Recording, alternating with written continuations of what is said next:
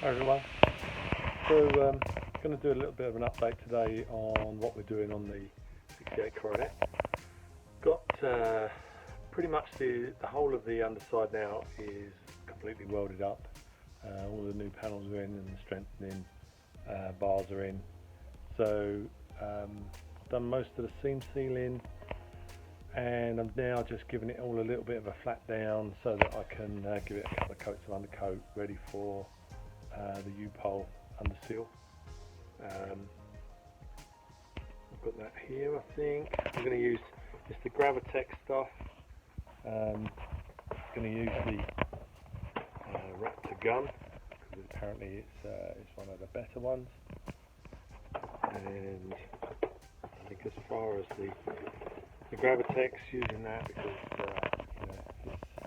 it's a little bit easier to use than the 2-pack Raptor, but and it still gets good results. And it's again, it's not going to be out and about in the rain and the muck all the time, and it'll be kept reasonably clean and tidy. So it's really just to neaten it all up, get it back to where it should be, so that I can start to run the pipes, fuel lines, brakes, get the handbrake in, and then I'm going to get it back on its wheels. Really, I'd like to get that done the end of this year if possible, so that's what we're working towards. So I'm just going to give you a quick run round, show you exactly what we're doing, and I'll catch up with you a bit later. So as you can see, like I say, the inner panels were pretty good. A couple of little repair panels that I had to put up the front end. Had to clean up the K-member, put a few strengthening bits in that. I think I mentioned that in the last one. And then again, internally, inner wings were repaired. I had to replace completely the top wishbone bracket on the other side. That one was pretty good. So what we've done is I flipped the car right over. I've already prepped the other side, so with it laying on its other way with the hood towards me. And I've put in these strengthening bars between the two ends of the chassis rail, just to give it a little bit of extra strength. We've done all of our sort of prep work, done all up inside the arches, put all of the seam sealer in, and again, like I say, just going over everything now, giving it a bit of a flat down. It's better when you go over it inch by inch, you see all the little bits that you've missed, but it's pretty good. There's not much left to sort of tidy up, so I'm going to get on with that now. Hopefully you want to try and get all this rubbed down, get all the seam sealer in there the best we can, and I'll show you a few updates as we get going through. Hi everyone.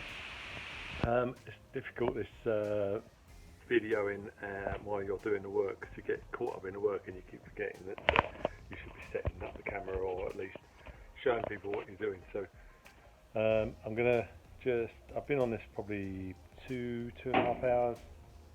There's so many little intricate bits and pieces, but I'll show you and you can have a look. As you can see, it's in all the little spaces, trying to get in and out of everywhere. See a few little bits that you then think, gotta do that again. But not far off. I've just got the front inner wings to do. The rest of it seems to be reasonably well complete. Managed to find all those black rubber bungs. I bought a load of those many years ago and couldn't find them, so managed to find those, which has been really helpful. But yeah, getting up inside all of these little spaces, I've still got to do that rear valance, because there's a little bit of cleaning up there. I need to put a bit more seam sealer on. So what I'd like to try and do by the end of today is have it in a point where everything's rubbed down. I've given it all a clean off, and then I can have a go at starting to mask up things, getting it ready for a bit of paint. So yeah, what I'm really looking to do is give it a coat or two of high build primer, just to sort of cover any sort of spots where I've rubbed through,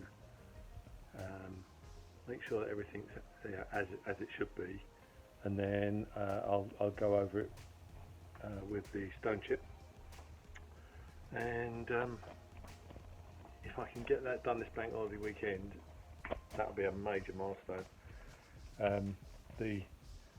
Like I say, I've had the car, must be 14 years. I bought a 1969 Plymouth Road Runner the year before that, and my son at the time, 14, 15, decided that he wanted to get one and build it up, and we'd do it as a project. So the stripping down is the easy bit, cutting out all the rust, got all that done, and then moved away from the area, left the car in my parents' garage. Used to go back round there now and again, do a little bit, but you didn't have all your tools with you, so I had to take it. It was a bit of a major effort to take everything over, and then it just got left for many years. Then my dad died in 2007,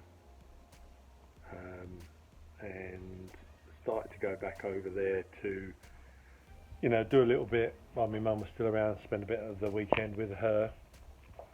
But again, a few years back, we got a few bits and pieces welded into the car, but ended up having to move my mum over near us, probably about 3-4 years ago. And I'd say that's probably where I really started picking it up again. So I would say we had about 2 years maybe when it was, we first got it, stripped it apart, tinkering in between, but it's these last 4 years where I've really started to do a bit more to it. I'm 58 this year, so my plan is to get the whole car running. Maybe not 100% complete, because nothing ever is, but at least running by my 60th. So I'm hoping this year to get the underside all done and get it back on its wheels, and then we can start on the sort of squaring up the bodywork, getting everything done that we need to on that. I'd like to get it off to paint if I could next year, and then it's getting everything ready for the big assembly in the last year, really. So we'll see, but I'll give you a little bit more of an update towards the end of the day.